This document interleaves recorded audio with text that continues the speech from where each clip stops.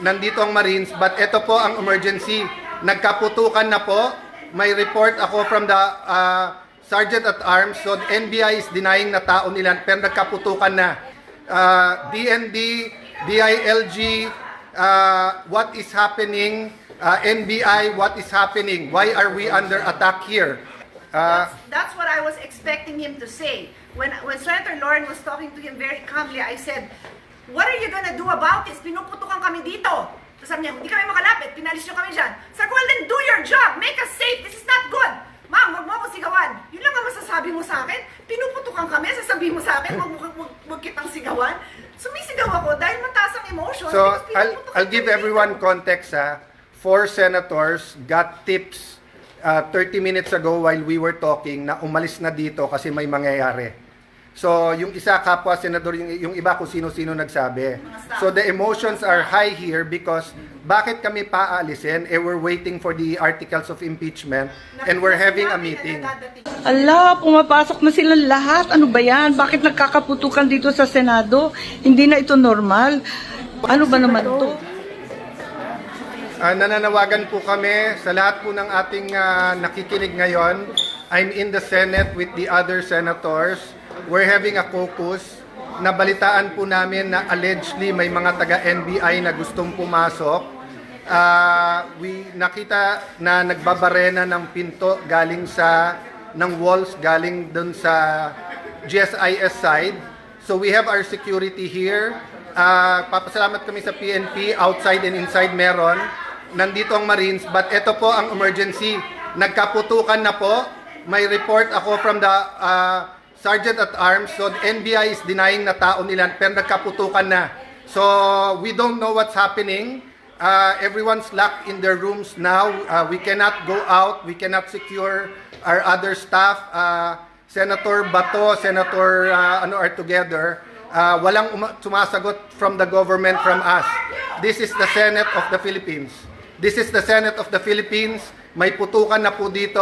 So sa lahat ng nakikinig, please, DND, DILG, what is happening? NBI, what is happening? Why are we under attack here?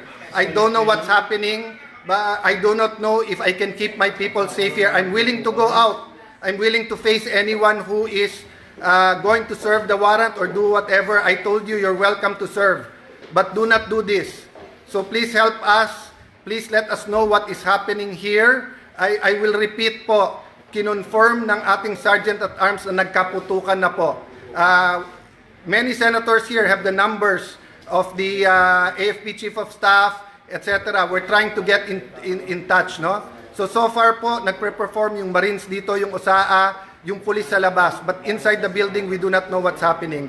I'm sorry I have to do it this way. Hindi po namin malaman kung ano nangyayari. So, I'm relying on your prayers po. And I'm relying kung may nakikinig from the government here, what is happening po dito sa Senado. We have received the article of impeachment po. It is here. We are having a caucus how we will address that. So why is this happening at bakit may putukan nga dito? Please, someone respond, call us, let us know what's happening. Okay, so si Senator Lauren at si Senator Pia finally got in touch with the NBI director. So they're here, they're here in the room. We have to turn off the lights dahil may putukan na nangyayari. Si Senator Pia and si Senator Lauren called the NBI director. He said wala daw sila dito dahil pinaalis daw nila dito. So he said, please find out what's happening kasi nagpuputukan. Sabi niya walang magagawa kasi pinaalis. And then he started saying, wag kami magtaas ng boses. What will you do, Director, kung may putukan na at lahat ng staff mo at yung mga usaa mo naka-vest na lahat and hindi malaman mangyayari? What would you do? Hindi ba dapat ang sagot mo, ma'am, sir, I'll go there, I'll make sure you'll help? That's what I was expecting him to say. When Senator Lauren was talking to him very calmly, I said, what are you gonna do about this? Pinuputukan kami dito. Tapos sabi niya, hindi kami makalapit, pinalis niyo kami dyan. Sabi ko, well then do your job, make us safe, this is not good. Ma'am, wag mo ako sigawan. Yun lang ang masasabi mo sa akin. Pinuputukan kami, sasabihin mo sa akin, wag kitang sigawan. Sumisigaw ako dahil mataas ang emotion. So, I'll give everyone context. 4 senators got tips 30 minutes ago while we were talking na umalis na dito kasi may mangyayari. So, yung isa kapwa senador, yung iba kung sino-sino nagsabi. So, the emotions are high here because bakit kami paalisin? We're waiting for the articles of impeachment and we're having a meeting. Nasabi lang dadating na. So, again, no? Kung sino nakikinig from the government, this is the Senate of the Philippines. We are allegedly under attack. The Sergeant of Arms has confirmed na may putukan na dito. So please, kung sinong nanonood, sinong nakikinig, we expect yung tawagan namin would understand the emotions here and will say we'll do something about it. No? So the rest, mga nasa Senate, turn off the lights, stay low. Kung may active shooters, follow the protocols. To update po to update. I'm sorry I have to update you this way. Hindi po ako makalabas sa media because the report so far is that there were agents na sumabay sa media and claiming to be media. So there are now more than 200 sa labas, naka-barricade yung ibang doors. But I will use this medium. Sergeant at Arms, PNP, Marines, dadating si Sec Remulla, please escort them, please allow them in. Dadating po si Sec Remulla ng DILG with one of the PNP. It is not them attacking us. Allow them in. Isa-secure daw ang building at tayo. But I just want everyone to know, ito pong grupo na nandito, we're not going to leave each other. We're not going to leave Senator Bato. May agreement na. We're still looking at the Supreme Court decision, but his legal remedies have not been exhausted. Sabi ng Supreme Court, binibigyan ng 3 days to comment. So we are relying on the law, relying on the Constitution, we are relying on the word of the NBI na hindi papasukin ang Senate na walang coordination. But again, nagkaputukan na po dito. We cannot let this pass. So, Osaa, I'm trying to call you. Papasukin nyo po si Secretary Remulla. He's here to help. Magandang gabi po sa inyo lahat mga kababayan ko. Kasama po natin ang ibang senador ngayong gabing ito. At kanina po nagputukan po sa second floor. Update lang po sa inyo. Pagdasal niyo po kami rito sa Senado na hindi po magkagulo at walang masaktan. Nananawagan po ako sa ating mga kababayan na mapanatili ang kapayapaan dito po sa Senado.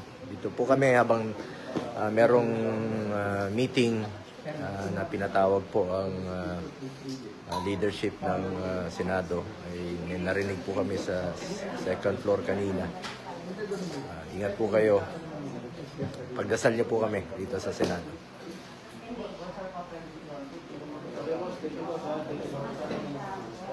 Okay, kasalukuyan nang rini-receive yung articles of impeachment na sa wakas Trinan-Smith. Sabi nila, kailangan daw nila ng mahabang panahon para kopyahin ng kopyahin. Nung sinita namin at kami ay talagang nagmamadali na talagang usigin na at alamin na yung mga linalaman niyan, abay biglang napadala. Buti naman, mag-iintay kami dito, mag-alas 8 na ng gabi, pero walang umaalis na senador dahil gusto namin makita yung articles of impeachment na yan at makita kung ano talaga ang linalaman. Kaya sa lalong madaling panahon, magko-convene kami. Yung mga forfeit na yan, huwag kayong mag-alala.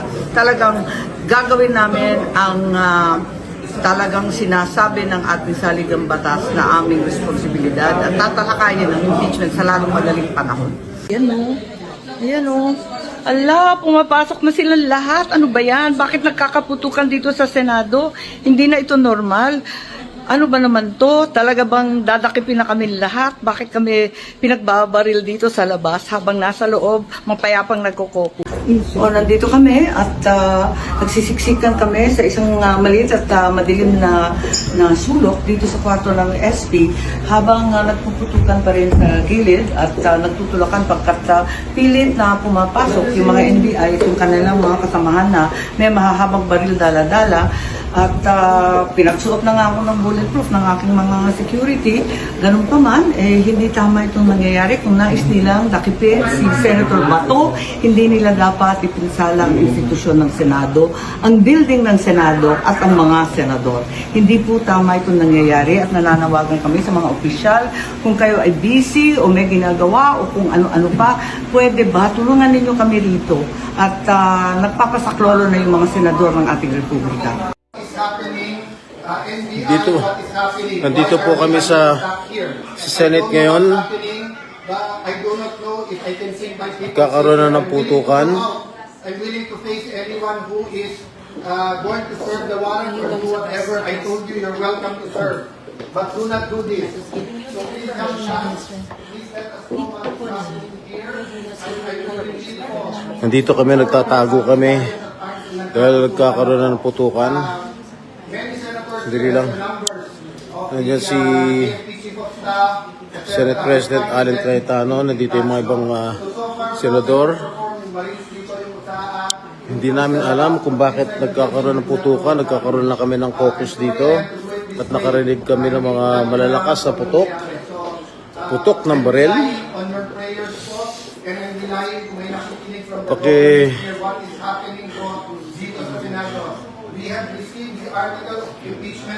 Na-receive na namin yung articles of impeachment kanina lang. Kaya nagko-caucus kami dahil we're supposed to convene as an impeachment court by next week. Tapos bigla nagkaroon ng putukan. Nandito na si Senator Robin.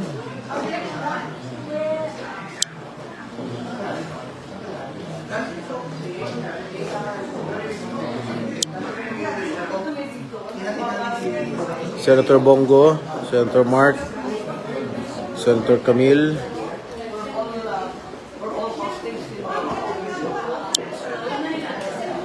Ayan na, pinatay yung ilaw muna namin para hindi kami makita.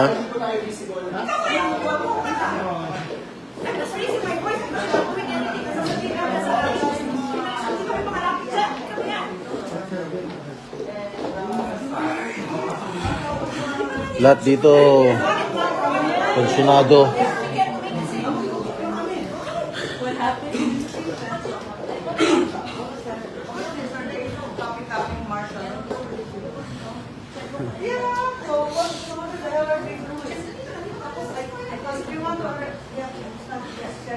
Hindi namin alam kung bakit ganito pangyayari dito. Parang hindi na ginagalang yung Senado bilang institusyon.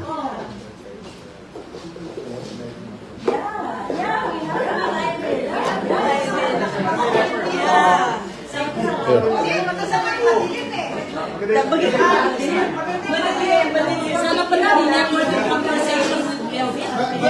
Kayong dalawa kasi kayong mag-usap.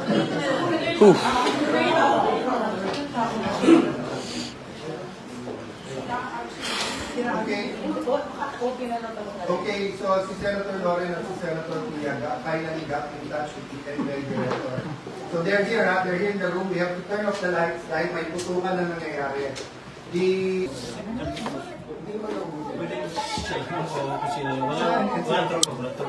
Dalawa lang. Dalawang taon siguro. Tapos, pero walang tactical. Ako susunod ako sa akin. Pag dumating ako sa akin. Malamang mista mo rin yung security. Ako sa positive. Ako sa positive. Solchen. Solchen. Sabi ko, sinusugod kami NBI dito. Kaputukan yung NBI pala sumugod. Dito na daw yung Sila nandun sa si Api.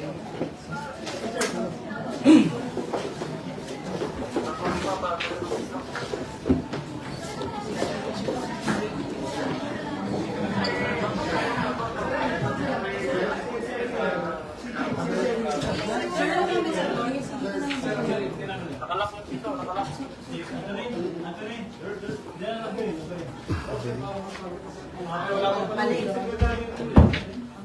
Oh, parating daw 10 minutes. Bigyan nila ng space. Diyan lang din. Ha? Pero clear na daw, clear na. So, that's everyone. Yeah. Clear na. Sa CCTV na. Pwede na lumabas? I-secured lang daw yung CCTV. General, I just want to know, sino na to? Nasa loob sila ng building. Nasa lens po kasi, malapit na sa ano natin eh.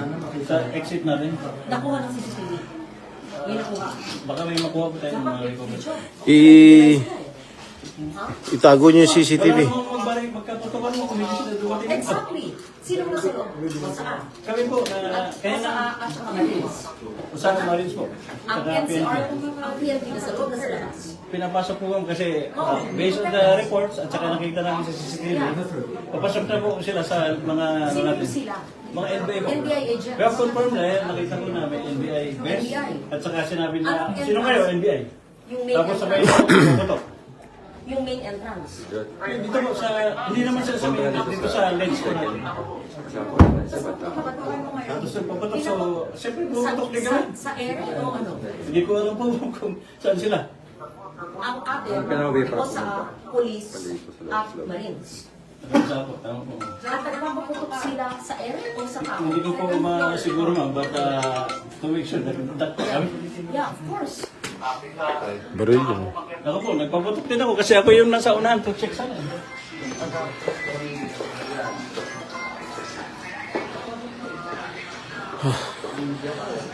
Okay.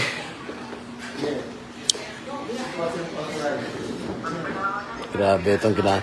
Ayon sa aming chief ng Sergeant at Arms, ang NBI daw nung Senado, ang NBI daw ang unang mga elemento ng NBI ang unang nagpaputok dito sa gusali ng Senado. They fired upon us. The Senate, the NBI fired, the Sergeant at Arms already reported na may mga NBI users na pumasok. They were the ones who fired shots kanina. So, yung Posaa, yung Senate security, nag-fire back sila. So, yung na-report sa amin at this time. So, ayon sa Sergeant at Arms namin, medyo clear na yung sitwasyon dito sa Senado. Wow.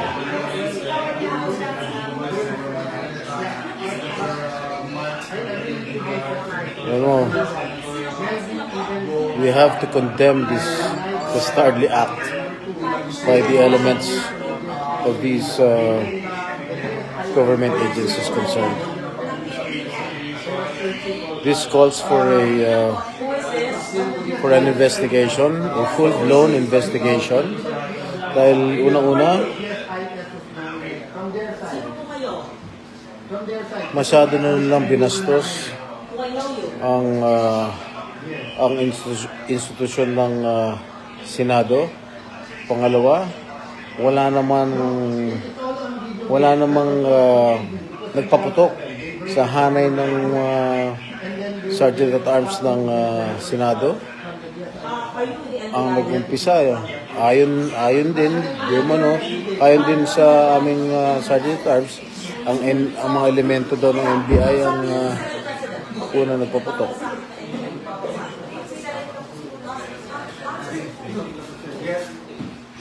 Continue please.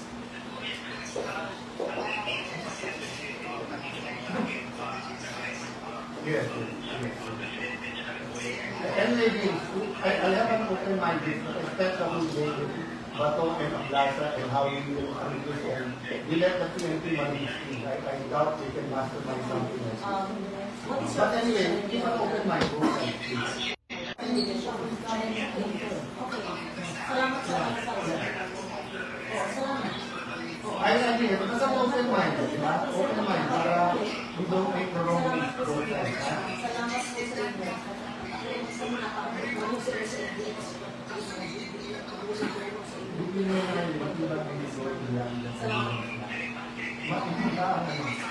Yes, okay, thank you. He was in talk of 8 of us, and he said photo let him in. Now he's texting Lauren to say he was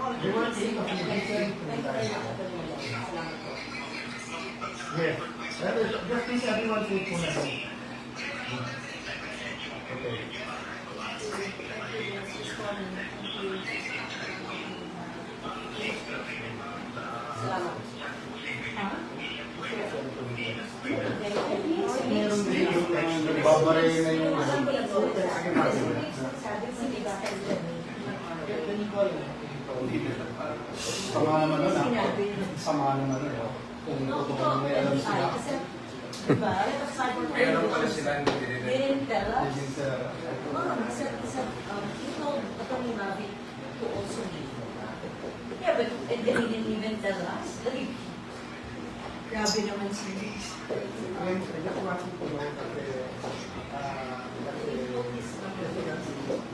Okay.